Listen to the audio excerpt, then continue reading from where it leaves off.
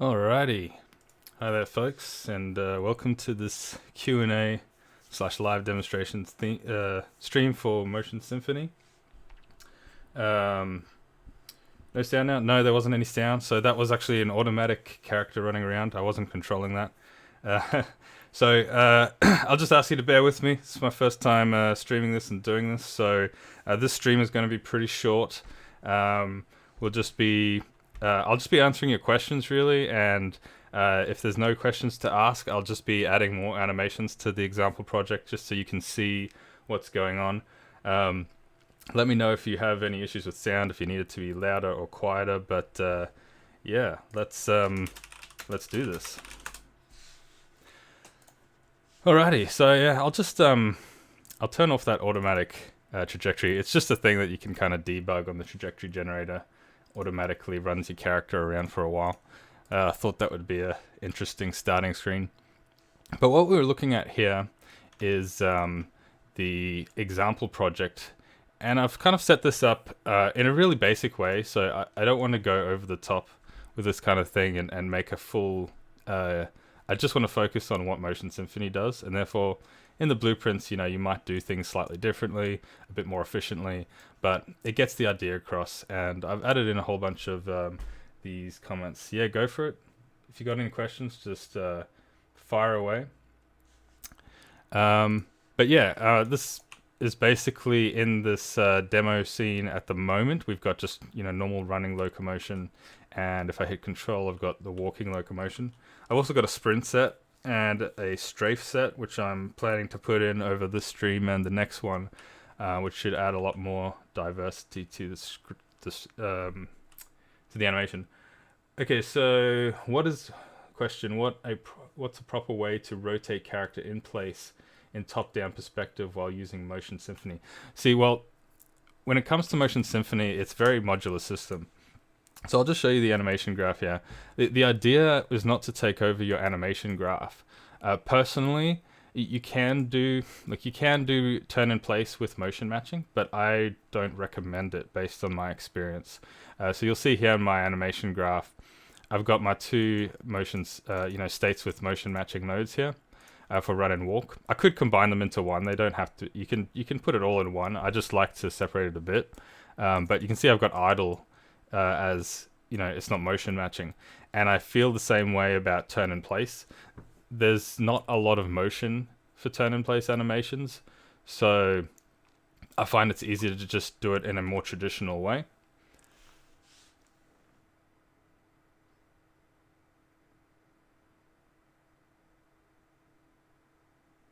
So any chance of including a more comprehensive example project, kind of like ALSV4, meaning you can have quite a few games with it right out of the box? No, not really. It's kind of against my philosophy of developing plugins. I know some people like to develop these templates for games, and it's just plug and play and you just make a game. I don't want to do that. That's not my goal. My goal with this is to make a professional tool to make games. It's not designed for plug and play. So I know that might upset some people, but it's just really what my target audience is for this.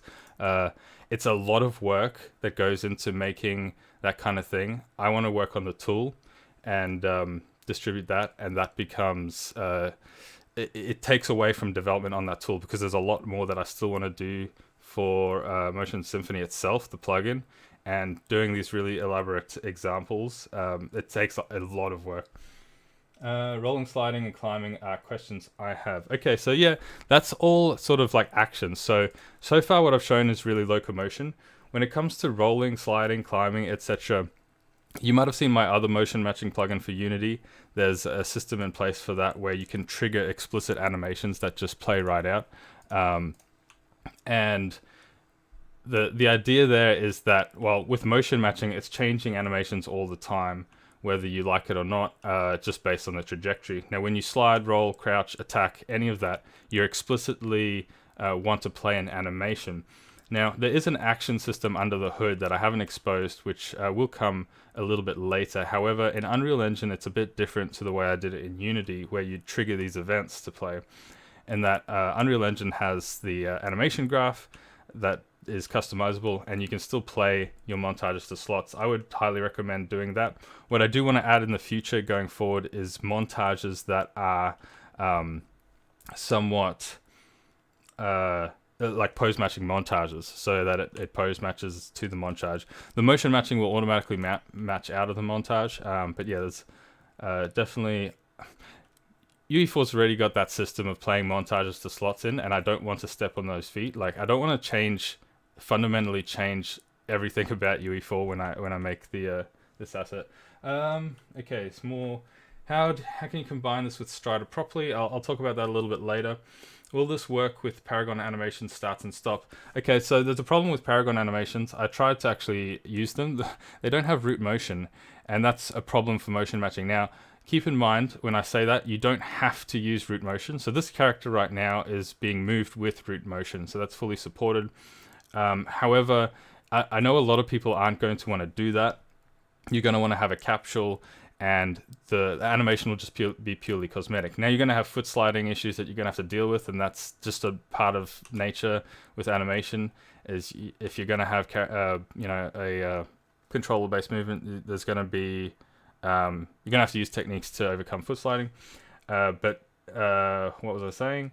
I forgot what the question was. Paragon? Oh yeah, so Paragon animations don't have root motion, and you need the root motion to generate these trajectories. So I'll just show you in the motion matching data here. So each of these animations has a root motion, and you can see the root motion for the whole animation in this. If I scrub along here, you'll see it plays along those lines. Now, without the root motion, the system can't generate a trajectory. So I'll just show the trajectory here, and I'll get rid of that green one. So this trajectory in the future and the past, if you don't have root motion, there's just no way to generate that properly. It would create a lot of manual work, and at that point you should just have root motion animations. It was a bit disappointing because there's a lot of animations there, and I wanted to use those, but yeah. Absolutely love the way this looks. Thanks, man. I've put a lot of work into it, and there's still a lot of work to go. Like, don't get me wrong, the core of Motion Symphony is really, like, I'm really happy with it. Particularly the optimization, I think, is the most challenging part, and having this editor in place. But I want to take it way further than it currently is. Okay, so I'm working on a VR-based mocap system, and I was wondering if you think it would be possible to use this to drive lower body animation if I got the room scale velocity of the HMD. Okay, so you're talking about like the rotational velocity, because I wouldn't imagine you're running around with the head-mounted display on. Look, I think that would work. Keep it. You gotta consider, like, a lot of the stuff's experimental. Like, there's so much people want to do with motion matching, and I get questions kind of like this all the time. Could you do this and could you do that? Well, the cool thing is that you're just doing a pose, right? Like, all that's output from this system is a pose. It all boils down to that. So it's really simple. A sequence node, so if you just have a sequence, like, it outputs a pose. The motion matching node does exactly the same thing. Whatever you do over the top of that motion matching node, so here we go, it just outputs a pose. It's up to you. So you could just do an upper body. How it would actually look, I couldn't tell you, because that's going to test. But yes, the lower body would motion match, and the upper body, based on your movements, would it would do what you wanted to do. And if you wanted to somehow marry them up a little bit, there might be a little bit of extra work there. But yeah, you'd have to try it out. But in theory, getting this basic lower body locomotion and upper body movement shouldn't have a problem at all. Yep, cool, awesome. All right, well, yeah, keep your questions coming. I'll answer them. I'm going to get started adding in the the sprinting and strafing. I'll do sprinting first because it's probably a little bit easier. And I don't want the stream to be too long today. As I said before, for those of you who have just joined, I'll be continuing this tomorrow with a longer stream. This is just sort of testing this out. It's the first time I've streamed this, or done a Q&A like this, so we'll get going. Thanks so much. Also, really appreciate it. Thank you. Yeah. All right. So we have a whole bunch of animations that I've imported. I captured these all myself, by the way. Not that that matters, but little fun fact. So I'm going to. Oh, so yeah, it's really important that your animations have to have root motion enabled. Again, you don't have to use the root motion at runtime. If you look at my, I have to say that so many times. You're going to hear me say that so many times because people get worried about that, and with good reason. So in our animation preview settings, actually, where is it? Go to edit defaults. You can change the root motion. So I've got root motion from everything. You just turn it off here. So even if root motion is active on the animation, it doesn't matter. Okay, so let's start. I'm going to use the exact same calibration module and config module. If you haven't seen the tutorials on that, actually I'll show you just really quickly here. Configuration module tells us what we're going to match. So you can see my trajectory points there and my bones that I want to match, left foot, right foot, pelvis. How do you capture the mocap suit? Yes, I have a Xsens mocap suit, just Xsens Avinda, or Awinda. And it's one that you don't have a full body suit, you kind of just have straps that you strap around. It's really good, it's really amazing. Like, it's not super cheap, but it's way cheaper than going to a studio. And it's amazing. Like, the software has a lot of like machine learning in it to fix up any errors, so it's pretty much comes out perfectly smooth. So yeah, I was able to do it all by myself. But yeah, it wasn't a cheap startup cost, but you could just keep recording, just anywhere, out in the field, anything. And the cheap version of Xsens, the Windows, is no less good quality than the more expensive ones. I've been using motion matching for Unity for almost a year now. How different is the workflow from Motion Symphony? I might go back to that one. The main difference is... Okay, I will actually talk about that now. The main difference is the animation graph. So with motion matching for Unity, you've probably... if you've used it, it's... So the animation graph in Unity, you can't... it's not as customizable, right? I can't make my own custom nodes, and you can't do this. It's pretty much just a state machine. And I can't put motion matching nodes in those state machines. So the biggest change in the workflow with Motion Symphony compared to motion matching for Unity is that you can actually split it up with your motion matching nodes. So, for example, I've split it up run and walk here because I think this is personally easier to visualize. If I had too many states, maybe I would combine them. But with motion matching for Unity, you can't really do that. You've got to chuck it all in one really big thing, and it becomes really monolithic. And I've had no choice but to make it that way, to basically take over the animation system. Whereas in this case, it's more a case of using it as a tool. And I don't think you should even use motion matching only. For example, my idle, I've got pose matching state here, and I'll show you why that is quickly. So you can actually stop. If you look at the idle animation, it's both left. It's a left foot forward, but I can actually stop on both feet. Let's see if I can actually get it to do it. There you go. Stopped on the opposite foot. And the reason so that's why the pose matching node is there. I've actually got it mirrored, so you can see here, and it can choose either the mirrored or the non-mirrored version. But you could take this a step further. You might even have your stops as a multi-pose matching node. So when you take your fingers off the keys, it automatically goes to stop, and then you have even more control. So it's just way more control. Otherwise, pretty much everything's the same. Yeah, a lot of the concepts are exactly the same. The core motion matching is exactly the same. I haven't changed it from motion matching for Unity. The optimizations are different, but then again, I've actually got to go back to motion matching for Unity and update it with some of the things that I've developed for this. You're impressed. Thank you. What motion capture system name? Sorry, I didn't hear. Xsens Awinda. So yeah, it's quite expensive, but then again, compared to a full-on studio, it's chips. Like, I did pay it was like 16 grand. So yeah, that's a lot of money. It was a lot of money for me, but if you're really serious about mocap and you want to get good mocap on a budget, I wouldn't even bother with cheaper ones than that. Yeah. But yeah, it's probably more of like a small studio thing or plus. All right, back to this. Okay, so yeah, got my motion config. I'm going to create another motion data for sprinting. Actually, there's two ways I could do this. I could make it a different state, or I could make it part of running. I'm actually going to make it part of the running one, and I'll just add in the sprint animations. This is all live, so I don't know what's going to happen. It might not work properly, and I might have to try and go back and change it, but that's fine. I haven't named them. That's going to be a problem. Oh well. Yeah, yeah. No, like it's expensive. Yeah, it really is. But like 16 grand for mocap that is top quality is really good. Really. I've done motion capture in a studio with cameras before, and it hasn't been as clean as the XN's data that I've gotten, and that'll cost you $500 a day, $5,000 a day. Sorry. Um, let's go to my animation. I'm actually gonna have to name these, otherwise it's gonna be too difficult. This is sprinting. Start stops, I think.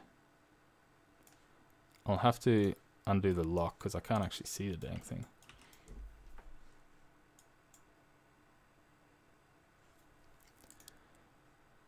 Probably should have named these beforehand.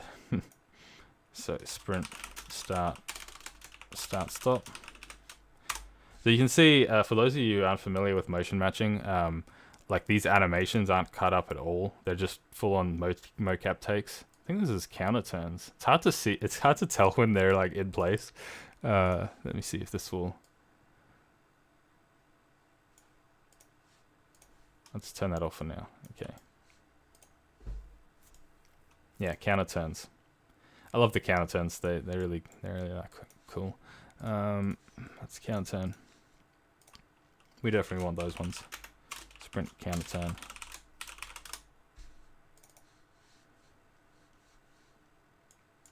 There's probably more counter turns. I need like a toggle just to see like with root motion. Yeah, there's more counter turns. Actually, I'm gonna just select a whole bunch of them and turn that off for now, and then I'll turn it back on later. Asset actions, bulk, editing, root motion, bang bang. That's a feature I love. It like this feature is so underrated in UE4. I love it. Okay. This is just going to be plants. You get really tired doing this, by the way. I was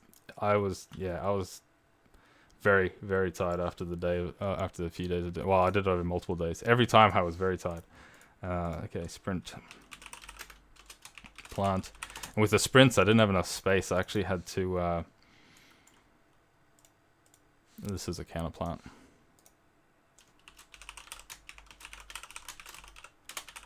Plant 2. I had to split them up into like each individual movement. I think that's like a plant of some kind. Sprint. Or like a 45 plant. Well, anyway, yeah, if you've just come in, I can see there's more people coming in. This is just going to be a quick stream. Feel free to ask questions. I've just been answering questions so far. And in between that, I'm just doing the sprinting. Adding sprinting to the example project. So yeah, keep the questions coming. Otherwise, I'll just start talking randomly and about just about anything. There's another sprint plant, sprint 90-degree plant. It's lucky I didn't do it on my knee while I was recording these animations. Okay.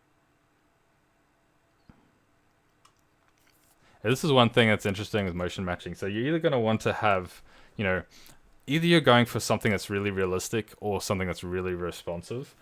And I mean, motion matching does the realistic better. You can make things more responsive, but the thing is that the best way to get really good responsiveness is to have really good responsive animations. And if you take raw mocap data, it's pretty much impossible. Like I was trying to start and stop like as fast as I possibly could, like to the you know, to the detriment of my knees, but it's still not enough if you want a really fast-paced game where you want to change. You're gonna have to modify your animations or just alter them so that they're really fast, and that's how you get. That's the ultimate way of getting better responsiveness in motion matching. But you can see here, it's gonna take a few steps. The motion matching might skip a bit of that depending on how you've calibrated it, but it's still gonna be a bit longer. Good work, man. I was wondering if you can generate the trajectory path based on the hand movement. Yes. Look, you can generate... Okay, so if you want to create your own custom trajectories, that is something you can do. It is going to require some C++. So I'll just show you quickly. Let me just name this. So this was sprint This is like 135 plant. Usually I'd have less files and just more angles. So let's have a look quickly at the character and how the trajectory is generated by default. So I've added in, the basic trajectory generator. It's on the character and it's a component. And I've created a base class for trajectory generators. So is trajectory generator base, and that holds a lot of the functionality. So if you look at the source, and you can get source, if you look at the documentation, you can request access to the GitHub repository. And I recommend you do if you do plan to do any coding and stuff with Motion Symphony. And yeah, you'll have to like write your own logic. You'll have to override a function and write your own logic for predicting the future trajectory. So whatever your logic is behind creating movement with your hand movements, you just got to convert that into trajectory points. You basically do a loop of iterations into the future until you get a bunch of trajectory points. It is an advanced topic. I only recommend it for people who want to get in C++. But yeah, that is possible for sure. Cool, man. Will you be including animation sets with Motion Symphony? So everything you see here is going to be included in the example project, and there's a link in the documentation for the example project. Let me just see if I can whip that up somewhere. So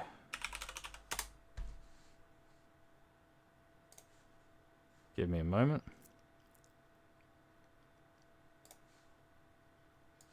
There you go. So if you navigate here, I'll actually chuck this in here now. And that doesn't have the plugin in it. You have to actually have the plugin and then add it to this project. But you'll have all the You'll have all the animations that I'm showing here in character animation / locomotion. So you got run, sprint, strafe, and walk, and some idles. So yeah, these are relatively raw mocap data. Keep in mind, like if you're doing something really production ready, you'd probably want to modify them. But it's a really good starting point.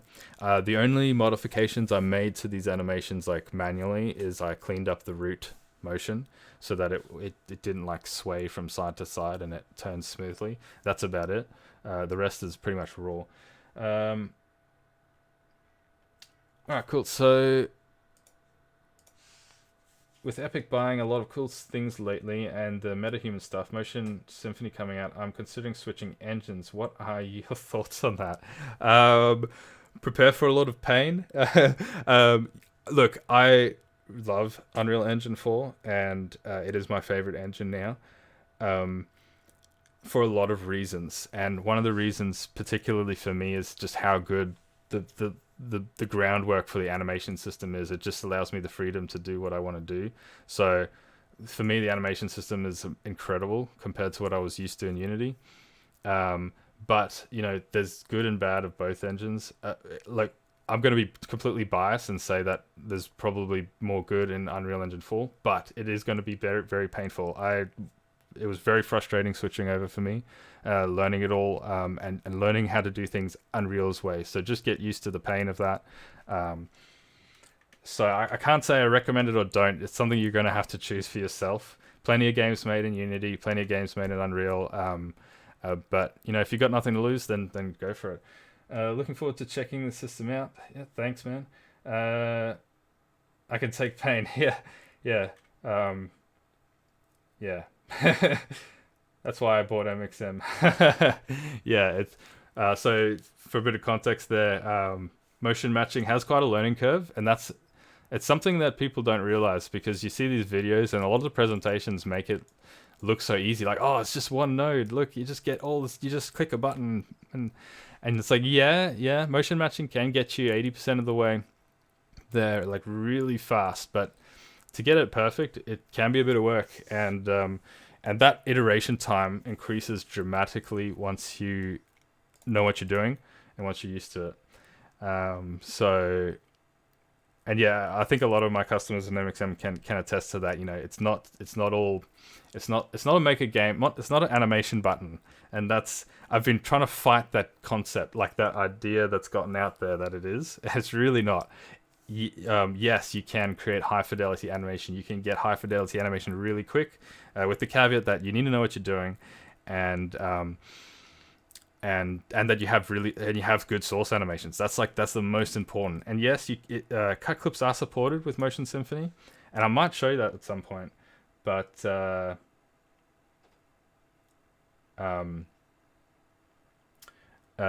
it's not going to be as good as mocap. Okay, so I mentioned a good way. Yeah, fair enough. That's fine. It's fine. So Motion Symphony is a streamlined version of MXM? Question mark. It's the best version of MXM I could make in Unreal Engine 4. So look, if Unity system was more allowing, I would make MXM the same as this. So it's more streamlined, but that's more because of the nature of Unreal Engine 4.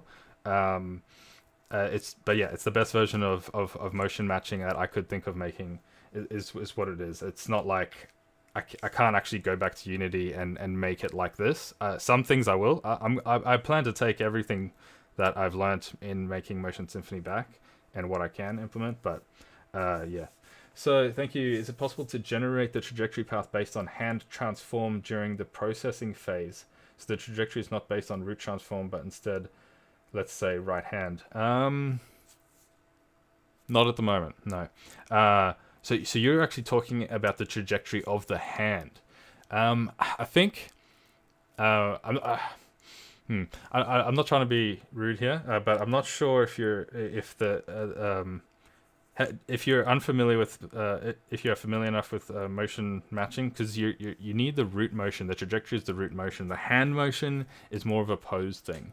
So trajectory is more about moving where you want to. I don't know. It's really complex. I think I've had this question before, and it kind of is confusing for me. So maybe we need to talk a bit off stream about that. I'm not sure, but yeah, no, you can't pre-process with anything but the root at the moment.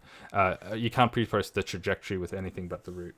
Will you show the current distance matching implementation on stream today? I know you said it's not finished yet, but wanted to get a general idea of how it's working at release. I won't show it today. I might show it tomorrow. I just don't have actually very good animations in this project now, and I don't want to mess around with moving animations in and out. If you are buying Motion Symphony for distance matching, then don't do it. That's my recommendation. It sounds almost a bit counterproductive for me as a business person, but I'd rather people know what they're getting and not get upset once they buy it and it's not their expectations. Don't buy Motion Symphony right now for distance matching. I will gladly let everyone know when I think it's ready. Maybe I'll show it on stream next time. All right, so let me just quickly finish these, and so what do we have here?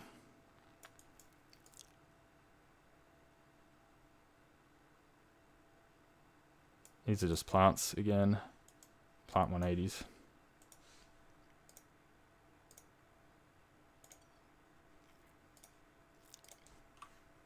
Plant.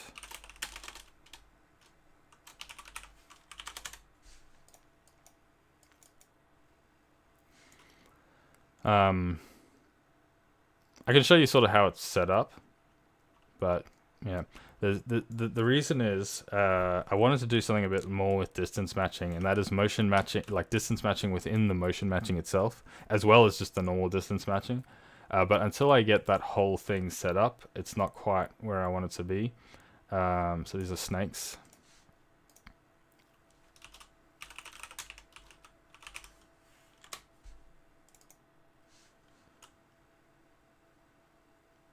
Distance matching is really cool, and I also do think that it is the key to making motion matching better, so more responsive and more, and it's the key to making motion matching without root motion. These are more snakes, a snake narrow, and same with Strider. Strider is also part of that. And again, I'll come back to that question about Strider later. I should have actually added it to the project. Might do that next stream. But yeah, it's used in a very different way, and you're probably not going to use all the nodes from Strider. These are even narrower snakes.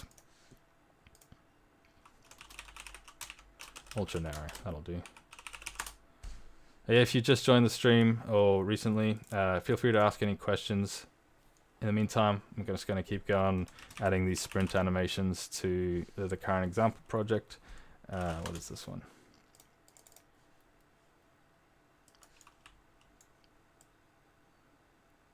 These are wide snakes. A lot of snakes. I love snaking animations. They really, it's something you can't actually do with traditional animation properly. You can do arcs, but doing actual snakes is not really possible without motion matching. So snake wide. How much is it going to cost? It's not going to be cheap.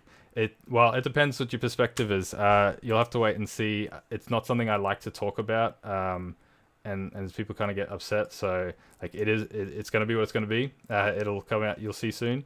But yeah, if it's too much like for any individual, like I'm sorry, but yeah, it is what it is. Not something I really like to talk about.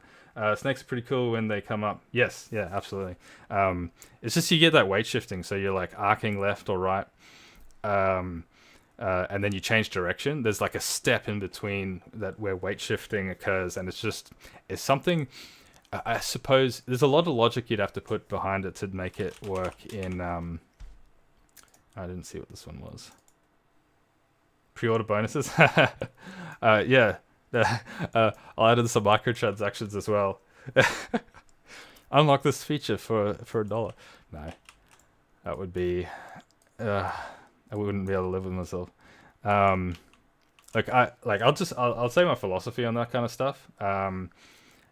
When it comes to software and stuff like this, there's been a tendency to race to the bottom, and you can see it in the mobile market that everything has become devalued, and it's happened a lot on Unity as well. It's happened on the UE marketplace as well, but things become devalued and people undercut, and I kind of did that at the start of my career in this, like trying to be competitive in that way, but at the end of the day, like this is a lot of work, and it's really cheap for what it is. Like this took me over a year to make, and that doesn't include all the research and the fact that this is my second time doing a motion matching system. When I think about how much it would cost the company to make this, it blows my mind. So that's what the pricing is based on, and yeah. Motion matching only with season pass. Yeah. You can get the post matching nodes, but only you need a season pass for the motion matching, and I'll make it a subscription as well, so it stops working after a month. Oh no, jokes. For anyone who just came in, that's a joke. That's not real. Thank you for the answer. Is there going to be a limit on how many trait tags you can set? At the moment, there's 64. I have made it so that it can be increased. So I went for 64 instead of 32. But yeah, I've made it so that I can increase it without breaking people's projects later if required. So yeah, just keep that in mind. Motion only, never undercut. A product becomes more valuable to people if it's expensive instead of cheap. Could you break down what motion matching is? Ooh, okay. Yeah, I agree with you, HAJKL. Yeah, I totally agree with you. I also think that the target audience is different. So for me, motion matching is an advanced technique that is... I don't think it's for beginners, and I don't want people compulse buying really cheap copies of it, thinking that they can make a game, as I said before, like just like one button animation system. So part of the price is to make people think about it as well. As I said, I don't want people buying something that is like, even though this is like I get money from it, I don't want people buying it and not being happy with what it is. So the price tag kind of makes you think about it a bit more. So can you break down? I'll come back to that. Stop giving ideas about season pass. Yeah, oh, that's funny. Okay, so what is motion matching? I'll do a brief explanation, and then I'll point you to a video that I've made in the past. Let me just name this one. Actually, I've got to see what it was. I forgot. It's start, stop. Oh, it's cycles, actually. Snake cycle. All right, so I'll turn on some debug things and see if we can get a kind of a demonstration. So there's a character. And I'll turn on another set of debugs. So a.anim node. So there's all these debugging things you can access. So if you press tilde and go to command, you can, so mosymph, a.animnode.mosymph, and then all of these are the debugging options. So what I'm looking for is pose debug 2, I think. Okay. So you can see a whole bunch of debug things. Now, with motion matching, what we do is instead of going, okay, we play this animation and then we play that animation and we have these explicit transitions to it, we just take all the animation, we just put it in one thing and we pre-process it. So the preprocessor, as you can see here, is this anim data, and you can see I've chucked in all these animations. Now I set them up in the settings you can do and you and all that, but when I pre-process it, it's going to create poses. So it's going to like record poses at specific intervals, and that pose interval is up here. It's 0.05 seconds in this case, and we can actually have a look at what this pose data looks like at any given point in the animation. So it's a trajectory, so a past trajectory and a future trajectory, and then there's also poses. And when I say pose, it's a portion of the pose. So in my case, it's only the left foot, right foot, and the hips, and that. So it's basically this massive list of poses. And what happens at runtime is the system's, so at runtime what's going on is the system saying, okay, what of all the poses in that library, which one is the closest to my character's current pose and the desired trajectory? So if you have a look at this green trajectory here, I'll make that bigger. That green trajectory is controlled by my user input. I'm using WASD to control it. The red trajectory is the trajectory of the pose that has been chosen by the system. It's the closest pose. So the trajectory gets you where you want to go, and the pose, like so the left and right foot and velocities, make sure that the animation is smooth, right? It doesn't like suddenly switch to legs being the opposite side. So by matching pose and trajectory, we get like this smooth animation synthesis with that goes where you want it to go at the same time. Whenever I say that, it sounds like it's really, really slow, but there's a ton of optimizations that reduce the number of poses that are searched every frame. So yeah, there's that, and I see a few comments coming through. Now, I will point you towards a video that actually goes way more in depth that I've already made. If you give me a moment, I will find that for you.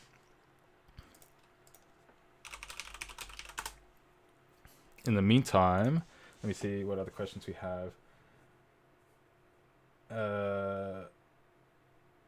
What mocap would you recommend for motion matching? Xsense. Oh, actually mocap. Oh, mocap suit? Yeah, Xsense. I recommend Xsense. If you're using other ones, like Rococo and that, look, it's up to you, but you're going to have a lot of cleanup. Xsense is expensive, but in the grand scheme of things, if you're a small studio, it's definitely worth it compared to going to a mocap studio, which will cost you $5,000 a day. And I've done both, and the freedom of the suit is amazing. What have I exposed to give context to the system? Example, have you implemented hard filters into the system, understanding what a cycle is and an idle is? No. Motion matching has no concept of what anything is. It just keeps it's a dumb system. Like it just keeps processing. It's basically a big comparison, and it always picks the closest thing. Has no concept of that of what different animations are.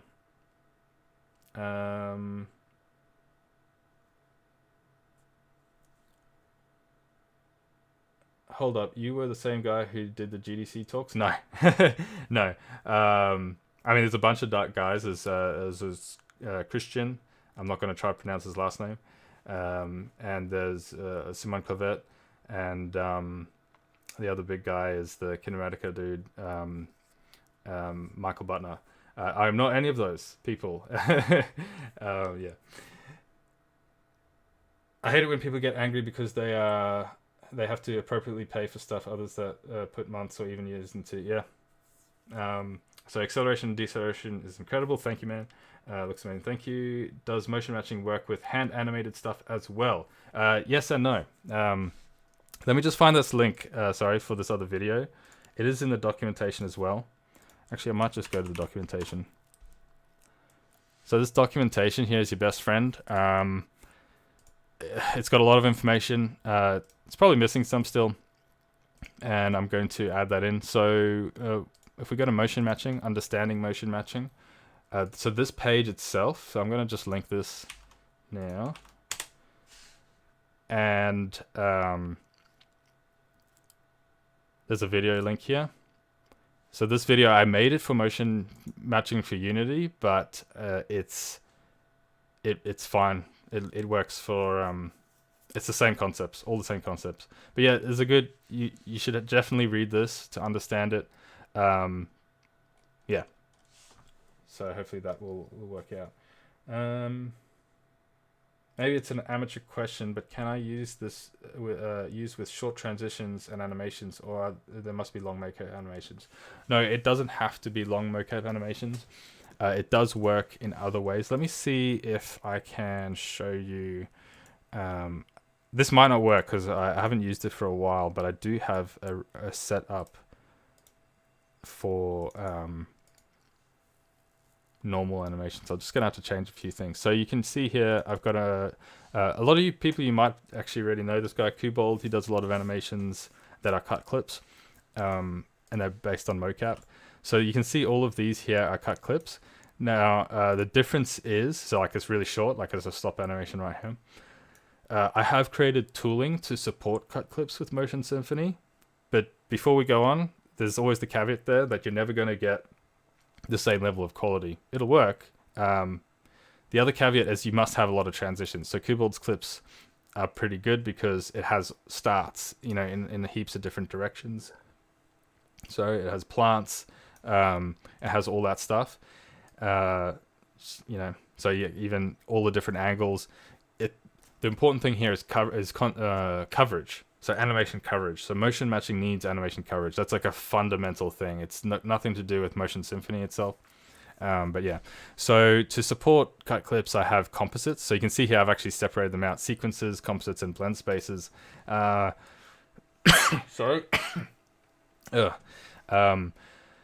So these things help with the coverage, but I'm not going to go into too much detail on how it works. There's a lot to unpack there. So again, check out the documentation for that. Let me see if I can actually get this to work. I'm going to turn off optimization though. I'll pre-process it. And I'll explain the composites thing quickly. So one of the problems with motion matching cut clips I've found is with start animations. It does the 180, and then you can see I've actually added a few loops on the end of this start animation. This not only helps me get a trajectory in the future, but it also makes sure that the clip, like the motion matching, doesn't say, oh, I need to change pose right now. And what happens, it'll switch to another one. But then this pose here right at the end will also be good, so it'll just keep flipping back and forth. And so you make composites so that this doesn't happen. You add on the loops to the end. And I've pretty much done this with any kind of start animation or plant animation, so I don't have this issue. The other thing that I've added, well, there's a lot of internal stuff that you won't ever notice, but you can actually extrapolate the trajectory beyond the limits of your animation clip. So when you get to the end, if it's looping, of course, the trajectory is just going to loop. That's no problem. But when you get to the end, it'll extrapolate beyond that point. That's one option. Or you can actually take it from another animation and say, take the future trajectory beyond this animation from another animation. And as far as I know, this is not something that's been done anywhere else. I developed this specifically to support cut clips. So yeah, that's one of the things. And also mirroring increases your coverage, which is always good. Actually, I don't use mirroring with this set because most of the movements are already mirrored. As far as blend spaces go, I'll just show you quickly. You don't use them in the traditional sense because you're going to have the same issues with quality reduction. I use them for arcs mostly.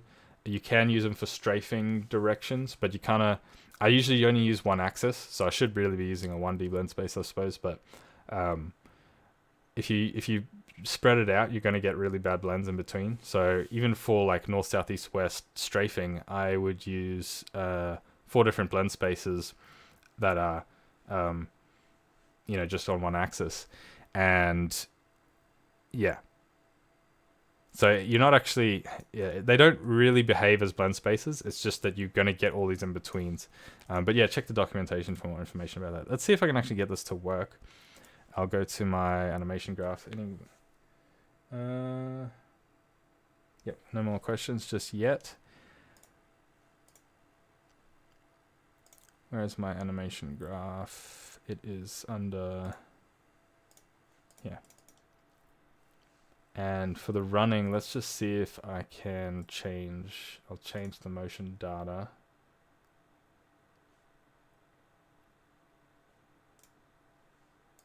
Hopefully this will work. I think I've got the same, I'm going to change the calibration because I'm using a different calibration for the Cubald animations. I'll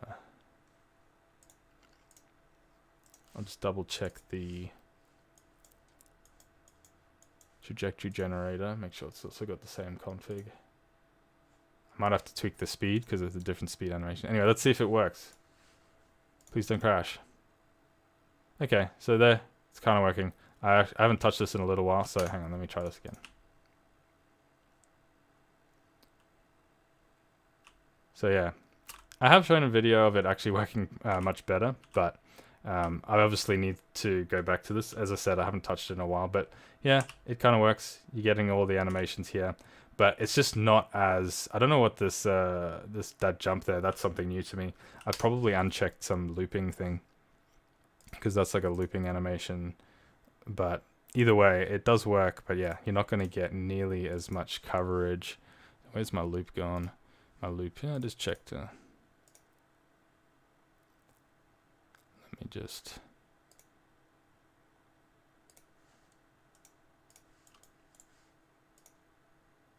I would love to... Oh yeah, there is one more quick start tutorial coming. I haven't done it yet. So the last quick start tutorial, which I really recommend you guys do look at the quick start tutorial, is going to be a cut clip one. So how to do the cut clips. So I will go through setting this up. It's just I can't obviously give this to you in the example project because these aren't my animation clips. That would be illegal.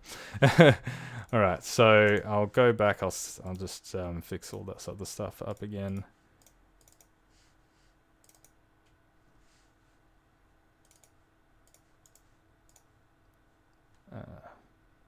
What was the one that I was using? Run, MD Run. That'll do. Just checked, and it is still not out on market. Do you think it will be out today? I do think it will be out today. I actually did get a message saying I needed to change something. It was like one of the copyright notices in the billion files in the project was like 2020 instead of 2021. So I did have to do that earlier this morning. But that was it. There was no other issues. So it should be... basically, next time they look at it, it should be out. Even with extrapolating out from the start, why did you still need to link it to a cycle? Okay, so there's two different issues here with the cut clips. One is the trajectory, and that is solved with the extrapolation or the animation. But that's just one problem. There's another problem with continuity where if we play the animation clip to the end, it needs to change animation straight away. And it's going to then change animation, but then it's going to see that the end of the previous animation was also really close pose, and it'll flicker between them. It's really difficult to explain, and it was actually really difficult for me to understand this myself when I first encountered it. So you add on that extra bit of animation at the end there, so that it just doesn't happen. You just eliminate the problem completely, and you do that with composites. In Unity, I had to actually modify the animations myself because it's no composites, but yeah. You should team up with Cubald. Yeah, maybe. Even with... okay, yeah, that's it. Cool. Alright, let me change this back. It's over here. We've been going for longer than I expected. We'll probably go for another 10 minutes, and then I'll probably end the stream, but we'll continue. I'll do another one tomorrow if you've got any more questions. And I didn't really get much of the sprinting done because I've been answering questions, which is fine. But yeah. So I'll change this back to config. Is there anything else I have to change? So yeah, those asking about distance matching, it comes in the form of a component. and then you can either get it to automatically detect your distance matching cases, but obviously every game's going to have its own logic. So you've got these functions like trigger start, trigger stop, trigger plant, sort of thing. It's more generic than start, stops, plants. You know, those are like human movement concepts, but so internally it's more generic than that. But yeah, you can trigger those sorts of things, and then you kind of have to feed that information into the graph. You can extract the distance to that thing, and input that into the distance matching node. As far as like the animation curves go on animations, so let's have a look at one of Kubold's clips here. Where is it? So animations. We'll get a. I don't want to jump. I just want a normal patrol. Run forward, start, 180 right. So what you'll kind of do is you'll add. Excuse me. You'll add like a. So say there's a. So the start the if you were distance matching the start animation, you'd put the distance marker at the start. So you add a notify, just like a blank one, and you call it distance marker, I believe, is the name I made it to have.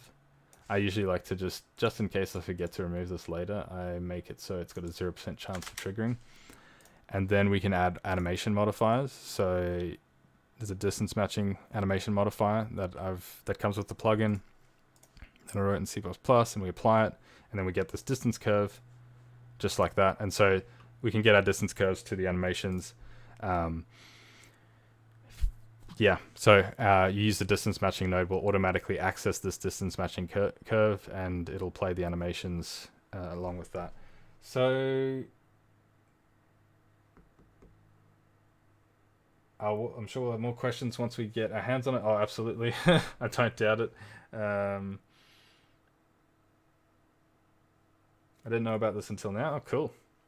Did you know about motion matching before, or is this the first time? Is this replicated for multiplayer natively? So, okay, that's an interesting question that I get. So animation, typically you don't replicate animation itself. It's replicated by its inputs. But the answer to that is a bit more complex. I can't really put in something that is at this current point in time that's going to automatically sync it. But what you generally would do is, where's my graph? Let me go to my graph and I'll show you. So obviously with networking, you're not going to use root motion. Like Unreal Engine doesn't even recommend it. So you're going to use a controller-based movement. The idea is that your animation then becomes cosmetic. So you would basically replicate your trajectory. And by that, I mean you're actually only going to replicate the trajectory inputs.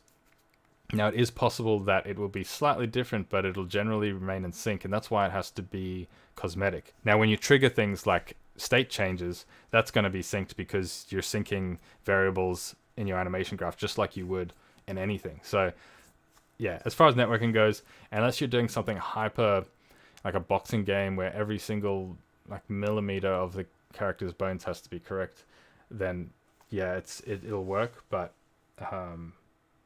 I mean, then yeah, there might be an extra work there, but otherwise you don't really need to worry about it.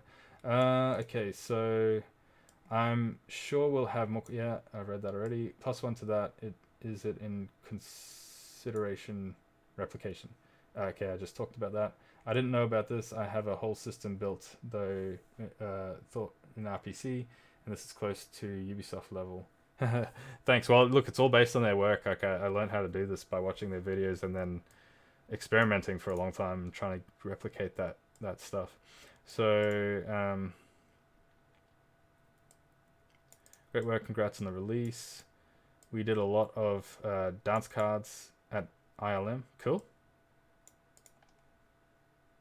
Always using Ubisoft as reference. Yeah, they have a good. I developed some of my own dance cards for strafing particularly, but yeah, I still use the same dance cards.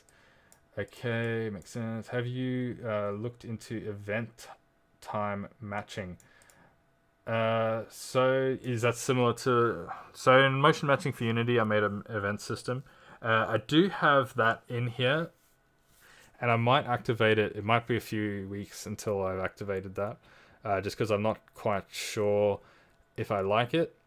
What I want to do, it's still something that I'm not so sure on how I want to approach it, because with this system, it's kind of like if I put something in, it's like locked in. If I change it, then it's going to break people's projects. And since we still have, I still want to work within the way that Unreal does it. I want, with slots and montages, I want to have those things working as montages, which makes it a completely separate thing from the node. But basically pose matching montages, where you could add time matching and stuff to that. But yeah.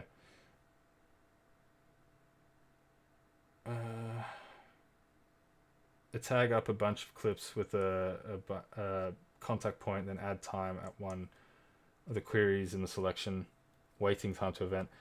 So yeah, like you're pretty much describing exactly what is in Unity, in my Unity one. That's not in this one, and it's for that reason that I don't envision motion matching being used in the same way, because we have. So I'll show you the graph. We have this motion snapshot node. We can motion match and pose match between states, and it basically gets the pose from this snapshot node. It's kind of like down the stream at the end, after the blending and before the IK, we get all this. It's like it records some of the bones. I'm actually recording way too many bones here. I don't need to be recording the hands and the neck and stuff. But anyway, it records all those bones and their velocities and stuff. And then things can come back. And what I want to have there is like somehow have what is it, montages that will look at that and say, okay, well, which section of the montage should I start in? What's the timing? But yeah, that's kind of out of scope for now. How would one read research papers? Like if you see a calculus equation with dt, you insert the equation by multiplying with delta time. I'm not sure what you mean there. I'm not sure what the context is of that. Anyway, a few more minutes. I'll keep going with this. Two more animations to change. So this is a start.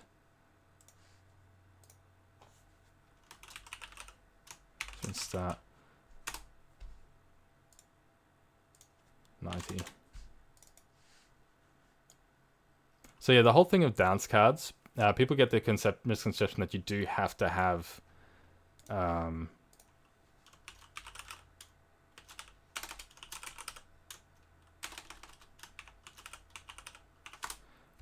dance cards for it to work. It's not really true.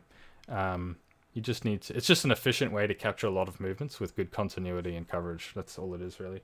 I do have a guide for like animation authoring, which I might link. Now, I've made it back for motion matching for Unity. However, pretty much all applies to everything. So I'll link that in a second. But a lot of good information, and this will also help you understand motion matching.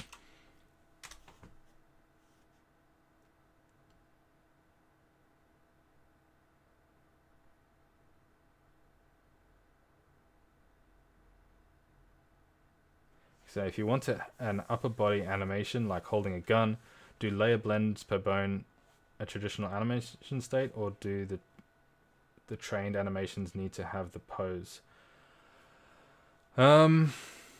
No. So it pretty much works the same. Like I wouldn't do it any differently than traditional animation. So if you I'll go to my animation graph. And you'd have, wherever you put your upper body, let's just say you put it here, you just put it here. This state machine with the motion matching node, it just outputs a pose, and you can basically have the upper body doing whatever you want it to do. The motion matching node wouldn't actually want that upper body pose, to be honest, but it could get it from the snapshot if you wanted it to, because this is at the end of the stream. However, if it's just upper body, most of the time for locomotion, you're only matching left foot, right foot, and pelvis, so it's not going to matter at all. But yeah, upper body stuff, I do it exactly the same way. There's no difference. It's really important to understand that at the end of the day, as complex as it is, the what comes out of it is just a pose. It's just a pose like any other pose. Uh, I want to say nothing special. It is special, but it's nothing special at the end of the day. Like, at first when I thought of it, I was like, oh, this, you get this mysterious thing, and it's like, how does everything else work with it? Well, okay, everything just goes over the top of it. It's like the base layer of animation. Okay, cool. So I just used the motion matching for the lower body, then layered blend per bone for upper body. Thanks. Yep, that's pretty much it. It blends by pose matching, but also by velocity. Yeah, so there's a bunch of things that are blended, and I'll show you this again. So, if you have a look at that blue line on the ground, so that is the velocity of the character. So that helps you maintain momentum. If you don't have that, you'll find like I'll do a 180 and it'll be like a 180 start animation. It won't be a plant animation. So it helps preserve momentum. And you can also tweak that how much momentum you want, because maybe you want more responsiveness. So if you look at the joints here, those yellow debug. Unfortunately, I can't pause it because the debugs go away. But those little yellow balls are the positions of the joints, but the arrows coming off them is the velocity. And this is also matched. What it does is it helps the animation, stops the animation from running backwards, because it could technically run backwards if you didn't have this.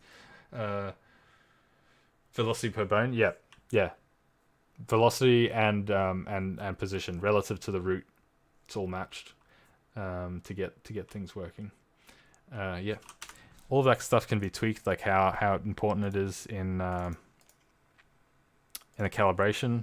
But to be honest, with the way for Motion Symphony compared to motion matching for Unity, I developed a sort of an internal calibration before this calibration, which does most of the work for you.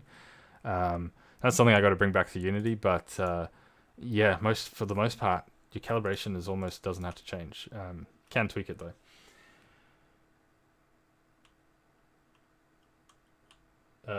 Right, so no just root speed, but feet velocity. Yeah, feet velocity. Any bone you choose to match. So in the configuration, any bone that you add here. So you might, in some games, you might actually match the hands as well, and then it'll do the hands position and velocity as well. Yeah, everyone. How this blends with root motion montages. Should be fine. Many questions. Yeah, I'm sure. Yeah, I don't see an issue with that. You just play the montage and it should just play. Can you explain main concept of Strider? I tried to understand it. It didn't find it useful example for this asset in flat landscape. Okay, let's Strider. Okay, Strider is, I mean, it's going a bit off topic, but yeah, Strider is basically, it allows you more animation coverage from not having many animations. It gets rid of blend spaces, which is good for performance, with the orientation warping node, and it allows you to have in between speeds. So you can either so basically you've got an idle animation and a run animation, and those are two like digital speeds. There's nothing in between them. You could use a blend space to go in between them, but then again, you're using a blend space, and that doesn't always work that well. Or you could use animation speed to go in between them, but that also doesn't look very good. So what Strider does is so the stride warping node sort of extends the legs to kind of it increases your stride, and this is a more realistic way of moving. But yeah, I won't go too much into this because it's a bit off topic. Sorry, but how are you calculating the control input to the system, desired axle and velocities for the trajectory? I'll get to that in a sec. Can't wait if you bring this feature to MXM. Yeah, absolutely. I'm really keen to bring it. I was really surprised how well it worked. So all happens in the Anim BP. Are you considering adding some extra logic through control rig in the future? No. Motion matching is completely the bottom layer. So in my mind, there's 3 parts to animation. There's 4 parts, 3 parts. I don't know. So you got the authoring, animation authoring. You've got the animation synthesis, so synthesizing the base pose. Then you got layering, anything with layers, and then you've got procedural tweaking. So anything, motion matching only deals with that base pose. If you're gonna go add control rig over the top, then yeah, that's go for it. Like there's no, it's actually got nothing to do with it. I don't even know how you would do anything. You mentioned you recommend against root motion, but have you tested it with this at all? Is it something you plan to just give up on? No, it's not something I plan to give up on. Look, I don't recommend or unrecommend root motion. It's just if you're doing a networking game, it's unlikely that you're going to use it without root motion. Use root motion just because it's tricky, right? So and it's harder to control. So yes, I have tested it without root motion and it works. The thing is that Motion Symphony is a animation synthesis plugin. It's not a character movement plugin. It's not an IK plugin. It doesn't do any of those things. I've made Motion Symphony to do just its thing. As I said before, some of you may have not been here. Like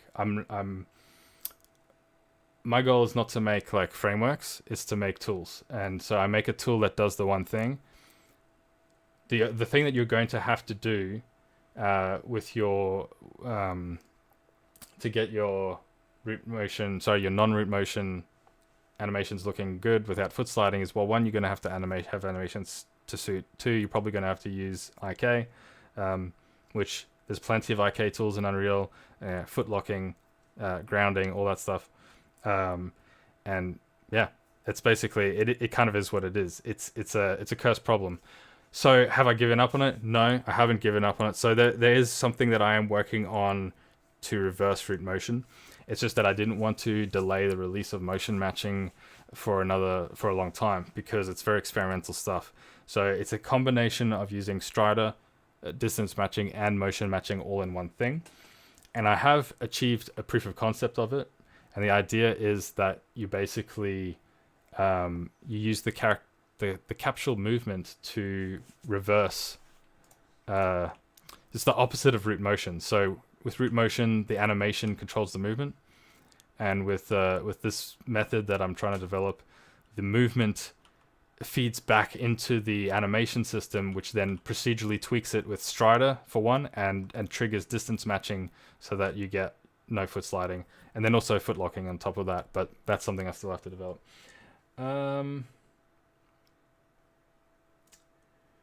Do you have any concept of blending between root motion and path driven? No, I don't. Sorry.